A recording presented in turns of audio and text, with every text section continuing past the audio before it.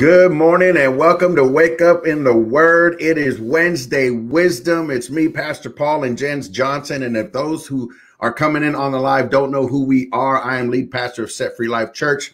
And we have Jens Johnson right next to me, who is the mindset master. And we're about to break down some stuff today. But first, we want to make sure that if you're coming in on the replay, hashtag replay so that we know you're here. And if you're coming in live, type that one. We've already got Diane Castle in the house. She's already saying good morning. And so we just want to thank everyone who's coming in on the replay and those that are coming in on the live. All right. Now, again, if you have any prayer requests or anything that you need us to pray for you for, you can email us. All right. I'm going to put that banner up really quick. You can email either me or Jens at jensjohnson1@gmail.com or setfreelifechurchulis@gmail.com, because our heart's desire is that we're not just doing a show, but that we are doing it in completeness in God, excellence, and also being able to help you in the areas of freedom. Amen. So I'm going to jump right into prayer, and then Jens is going to take it away. All right. So here we go. Father, we just thank you this day. Father, I thank you for all that you are and all that you're doing in our lives, not only in this broadcast, but in our homes, in our jobs, in our ministries, and everything that we do in our marriage, our entrepreneurship, even the smallest details. Father, we thank you today. We thank you this day for what you've already done. We thank you that you have protected us from the things that we see and the things that we don't see. Father, we thank you for all of your blessings that are upon our life, being able to come live every single morning at 6:30 a.m. to bring your word, to bring our hearts, and to do exactly what you've called us to do. And so, Father, right now, we just lift up the name of Jesus in this atmosphere for anyone who is struggling right now. No matter what those thoughts are, the self-worth, the suicidal thoughts, any of that, we lift up the name of Jesus in their atmosphere, and we speak hope right now, Father. We speak life into this atmosphere. And so, Father, we all fall short of your glory. So, Father, help us in everything that we do today. Help us in the words that we speak, all the chatter, all the noise. We ask that you would bless us through it all. And we give you all the glory, honor, and praise in Jesus' mighty name. Amen. Amen. Amen. I'm telling you what, we have had an incredible week. And we've been talking about self-worth. You know, and it's one of those things where I've had conversations here recently with people. I've been in situations where you know, it's isn't it so much easier to look at somebody else and go, oh, they're having self-worth issues. But it's so much harder looking at ourselves and having that awareness. And, one of the things I was thinking about yesterday when Yachiketa was talking about his experience growing up and how when he was in elementary school, he'd say that Pledge of Allegiance and then he'd get his books and then he'd leave because he had to go to the special classes. Right. And I thought about that, obviously, when he was sharing it, but I also thought a lot about it during the day. What I love about waking up in the Word is it's a consistent routine that you've got accountability, so let us know who's coming in on a regular, consistent basis, even if it's not live, because we want to help you with your accountability. But it sets the tone of your day where, I'm praying all day long. I mean, I'm praying when I'm in the car. I'm praying in between. If I'm not working, I'm praying. If I'm not doing something active, then I've just got the thoughts on God. I've got the thoughts on, awareness of, let me become aware of what I'm doing or what I'm not doing. Let me become aware of who in my life needs help and how can I help them. And so I thought a lot about what he said. And you know what, Pastor Paul, it made me think of awareness. That, when you are at a place in your life where your self-worth is steady and it's strong, you don't see people as better than you or worse than you. You don't see people higher than you or lower than you. You don't look at what people do for a living, or what kind of house they live in, or and say they're better than me or they're worse than me. You don't do that. Right. You see everyone the same. You see everyone as a child of God. You see everyone in just equal. And it made me start thinking of that awareness of, okay, we know that Satan wants to steal, kill, and destroy. We know that Satan wants to take people's identity. We know that's one of the first places, and that's where he goes. Man, he steals your identity. He doesn't want you to know your self-worth. So I started to think, if you're having self-worth issues, you may not even know it. You may not even realize it. It may be so slight to you, but I really want us to think is, first of all, I want us to know the minute we were born, we were worthy. And we are always worthy. Every day of our life, we're worthy. We are worthy even when we're in sin, because, oh, by the way, we sin every day. We are sinners. We are sinners. So we are worthy every day, all day long, no matter what you got going on in your life, no matter what the choices or decisions are. Your choices or decisions don't determine your worthiness. Your choices or your decisions determine your situation. So if you don't like your situation, it's not because you're not worthy, it's because you're making choices and decisions that are putting you here. Remember, God's always right here. He never leaves the post. He never leaves. He's always at the same place. We leave and we go away, or we come back. So you're always worthy. You got to know that. And it really did make me think of that, the worthiness and then the love. And in 1 John chapter 4:7, it says, "Beloved, let us love one another. For love is of God, and everyone that loveth is born of God and knoweth God." And I think we just always have to know that you are worthy. I am worthy. We are always worthy. And it is the love of God that we've got to say, I want to love one another. I got to love this person. And if something happens and you don't feel right within yourself, but you get mad at somebody else, stop those negative feelings and just get back to a place of love. Listen, when you understand what someone's going through, you have more patience, you have more you have more love. And I think we just got to say is, go back to what we've said. Hurting people hurt. If you're hurting and you're hurting other people, well, let's just say, if you're hurting, even if you don't think you're hurting other people, you got to realize, I'm hurting people somehow, some way. Maybe it's because I'm not whole and I can't be 100% present with someone, and don't beat yourself up. Just become aware, get in the word. And here's what I know. Last thing I'm going to say, Pastor Paul, before I hand it back over to you, is here's what I know. I know the way our brain works is we want an answer.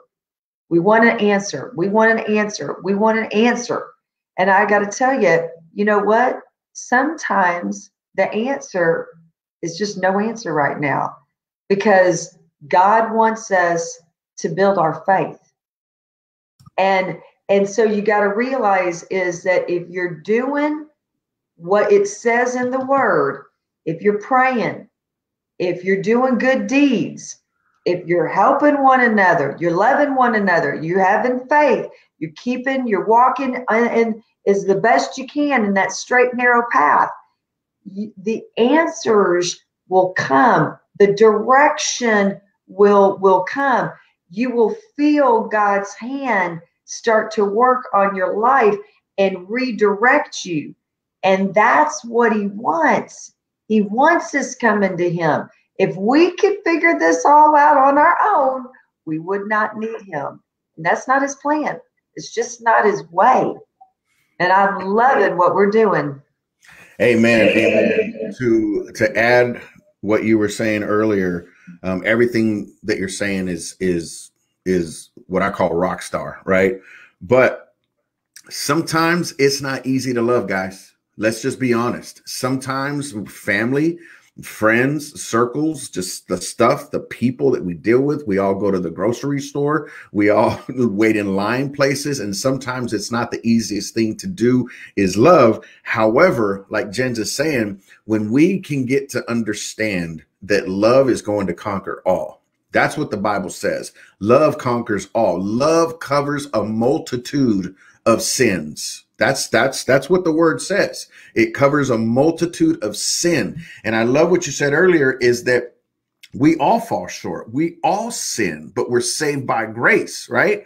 And so, and also you may not understand what a person's going through, but just being there with somebody, sitting next to them, talking with them, listening to God tell you exactly what to tell that person, that is the game changer. Because once we get to that place where it's not about us coming with our answers, but we're waiting on God and hearing from God to say, all right, God, what would you have me speak in this moment right now? How do you want me to address this?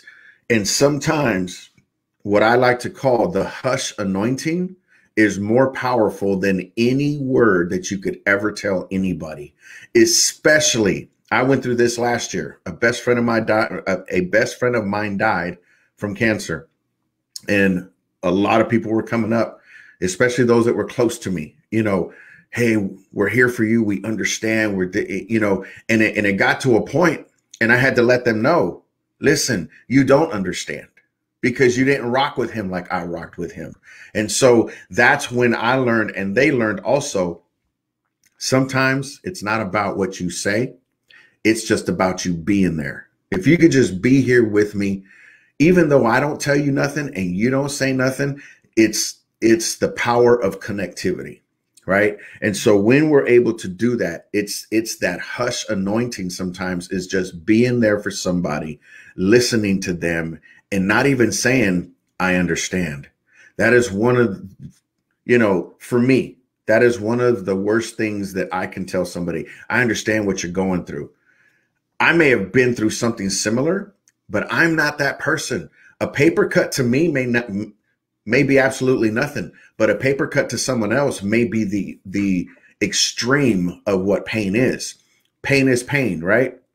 So the truth is that that's where we as Christians and as people and people that love one another, just discern and just sometimes just be there and love that person. I started reading Bruce Culver's book yesterday, and the one word that I am focused on this whole week is self-talk. And it's crazy how it started off in that, and we're talking about self-talk, self-worth. What are you saying to yourself? And so the way he did it was, self-talk means, select possibility words. E, exclude never and can't. L, let go of no. F, foster self-encouragement. T, for talk, tell yourself, yes, I will. A, allow yourself to deserve success. That's where a lot of us fail. L, loosen performance pressing words. And K, keep the conversation uplifting. So I took it a step further. So when I look at S, select possibility words, I went to Deuteronomy 30, chapter 15 through 20, and it starts with this. It says, see, I have set before you today life and good, death and evil, in that I command you today to love the Lord your God, to walk in his ways, and to keep his commandments, his statutes, his judgments, that you may live and multiply. And the Lord your God will bless you in the land which you go to possess. But if your heart turns away so that you do not hear and are drawn away and worship other gods and serve them, I announce you today that you shall surely perish. You shall not prolong your days in the land which you cross over the Jordan. So going forward, verse 19, here's Here's where it's at. I call heaven and earth as witnesses today against you that I have set before you life and death, blessing and cursing. Watch this. Therefore choose life, that both you and your descendants may live.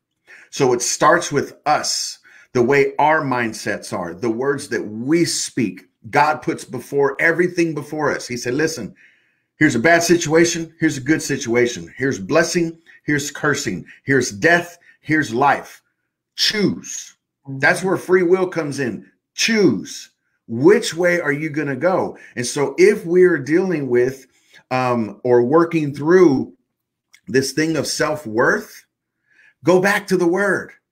Go back to the word and say, you know what? Today, no matter what my situation may be, it may look like, I'm just going to say it, it may look like crap, but you know what? I am going to stand. I am going to move forward, and I am not going to let any of that stuff detour me.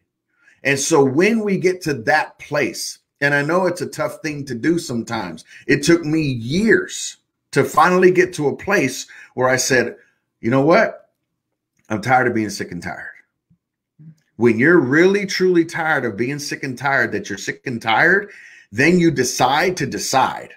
I am not going to be that guy no more. Look at the prodigal son. My father's servants don't even eat this crap. That's what he was eating, was stuff that the pigs were eating. He said, my father's servants don't even eat this stuff. Therefore, I'm going back to the Father.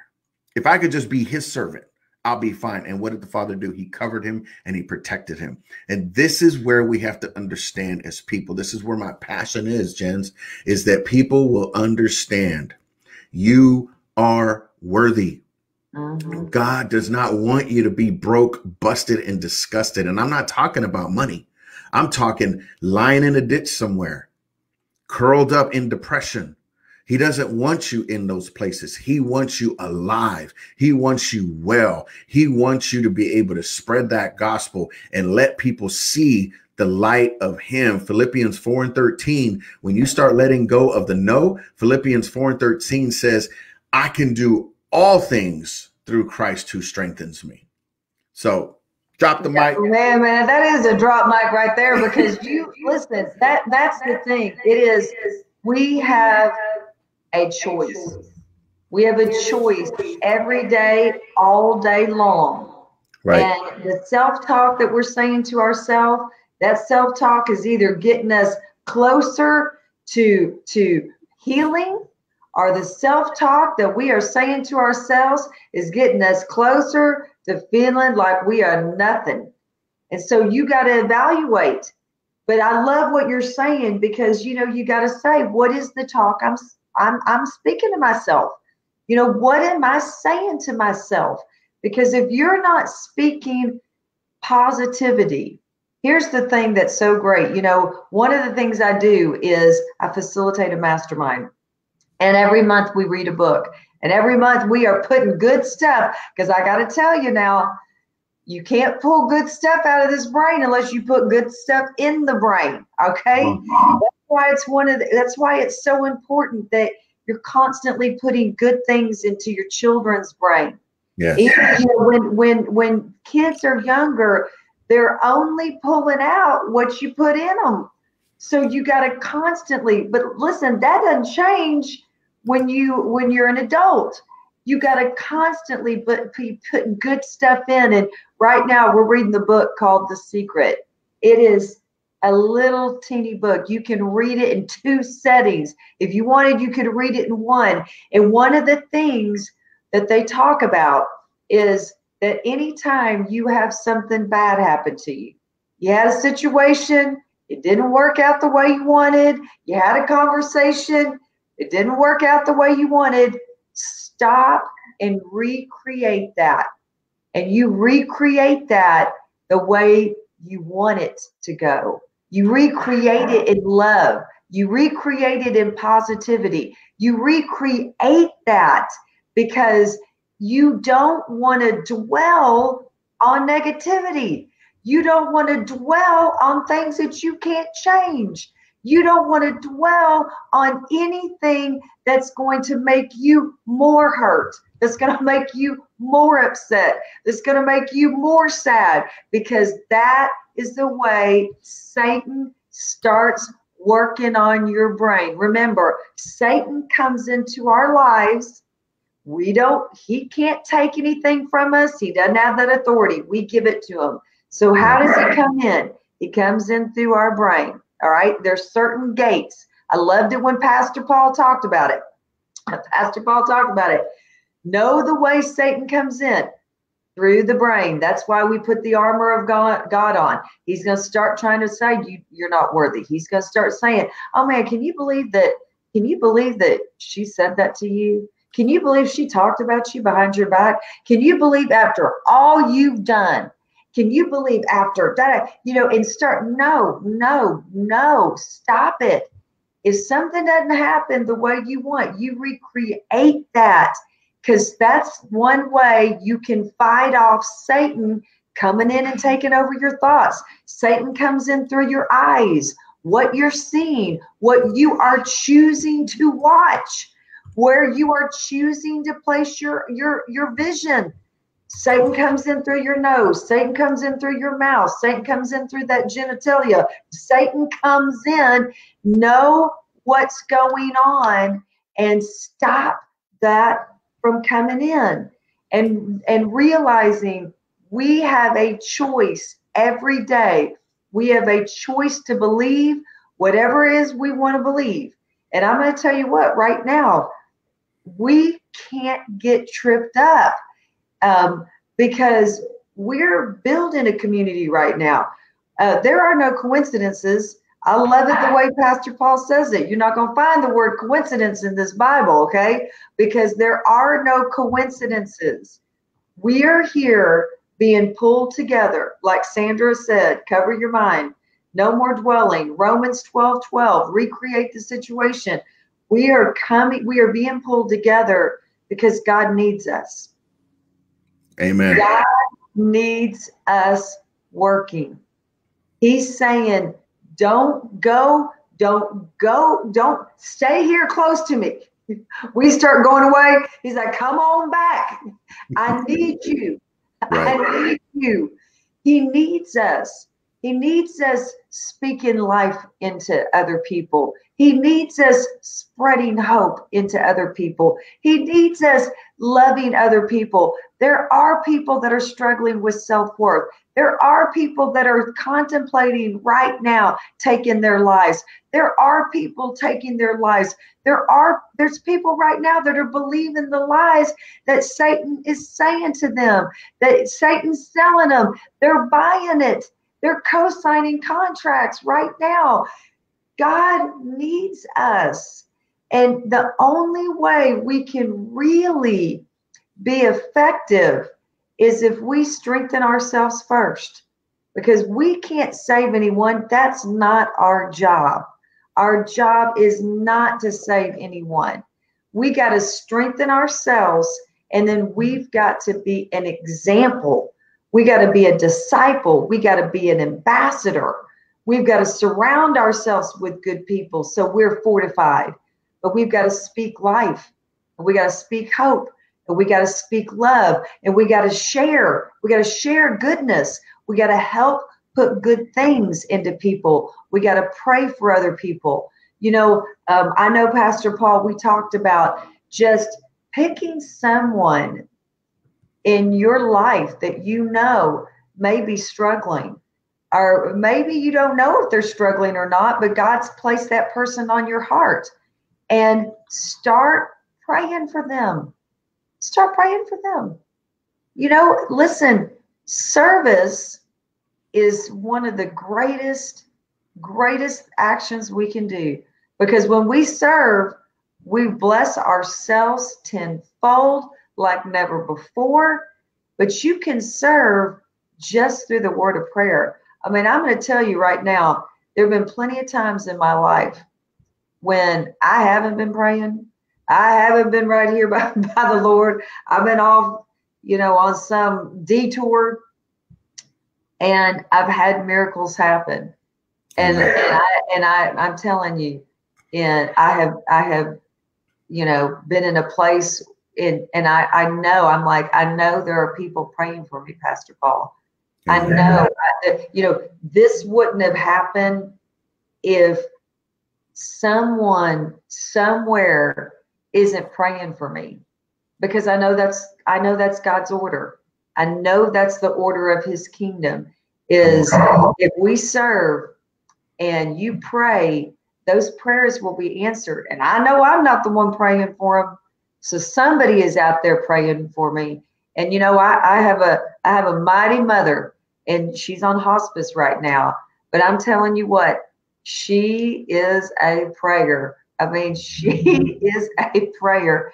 And I'm telling you, there have been plenty of times in my life that the prayers of my mother that she's praying over me had turned situations around for me. So never underestimate the power of prayer and the service that we can do for other people by praying from them. And I challenge everybody, Pastor Paul, you're so great about that, talking about that. Pick someone, pray for them for 30 days and just see what happens. Amen. Mark commented, living for Jesus is the most exciting life that one could ever live, to make you turn around, but he is the most fulfilling, the most rewarding, the most wonderful. There is absolutely nothing in the world that can compare with this. Yes, Satan will try to turn you to the other direction, but he is defeated. Watch this. Who wants a loser? We are winners in Christ. I know Mark personally, and so I could just hear him saying it with that deep tone voice. Who wants a loser? There was, because we always want to bring light to the subject. When I used to work with Mark, we would be talking about stuff. And one of the things that I constantly remember him always saying was, what's wrong with you people? Like, come on, guys, get it together. And so that's what God wants us to do, is he's saying, what's wrong with you people? I want you to get it together. When we look at Romans 12:2, it says, being transformed, do not be conformed to this world. So to add to what you were saying earlier from that book, Recreate Your Situation. So when we put scripture to it, is Romans 12:2. Do not be conformed to this world, but be transformed by the renewing of your mind, so that you and I can see what God's perfect will for our life is. His perfect will is that we are more than conquerors, that we overcome by the blood of the Lamb and the word of our testimony. And I love what you said earlier about the biggest and best thing you can ever do to be a big, bad Christian is serve. And along with that, share your testimony. If there's anything that you can ever do, even though you don't know the scripture, I don't know all scripture, but when I share my story, I was talking with Diane yesterday and I was welling up just because of what I was talking about, my situation when I backslid, my situation when I came back to the Father. I was welling up. But it's so profound and it's so powerful, because when you're able to see the love of God, the places that you've been, those dung holes that you've dug for yourself, and you're able to see the love and the mercy and the grace that God bestows upon you. Revelations talks about it. I think it's Revelations 18:21. I'm not sure, but it says, they shall overcome by the blood of the Lamb and the word of their testimony. It doesn't say they will overcome by going to church 4 times every week. They will overcome by going and, shoving scripture down people's throat. No, this is Jesus' words. He said, they shall overcome by the blood, first by the blood, because it's not about the building. It's about the blood that's applied, because when you're applied with the blood, guess what? Now you're marked, right? Then from there, once you're applied with the blood, you're this new creation in Christ Jesus. You have the power that Mark was talking about. Who wants a loser? We are winners in Christ, right? When people are going to follow us, here's the key. And I got to step on some toes, but here's truth. In order for your family members, your friends, and everyone to see Christ in you, they have to see Christ in you. They're not going to follow what you're saying just because you're saying it. What are you speaking? What are you allowing into your mind? I'm going to start preaching. What are you allowing in your mind so that that person is like, you're double-minded? The Bible itself says a double-minded man is unstable in all his ways. Expect to receive nothing from that person. So until we are filled with it, until we know who we are, and to add what you said a few days ago, this statement is one that has stuck in my mind for so long. When you are what you have and you lose it, then who are you? You are not what you have. You are who you are with Christ inside. With him inside, nothing else matters. Now, am I saying go and build a hut and just live on an island somewhere? No, I'm not saying that. God wants to provide your house. He wants to provide all these different things for your life. However, if you are what you have and you lose it, then who are you? Stop telling people what to do. Live what you want people to be. Amen. So I'm going to drop the mic there. You did 2 drop mics today. Woo! Man, that is so powerful. I'm telling you, it is so, so powerful. And I love what you said. You know, if you don't have Christ, if people can't see Christ in you, you know, and I think it's so important that we realize that, you know, Christ is not angry. Christ is not mean. Christ does not chastise. Christ does not tear people down.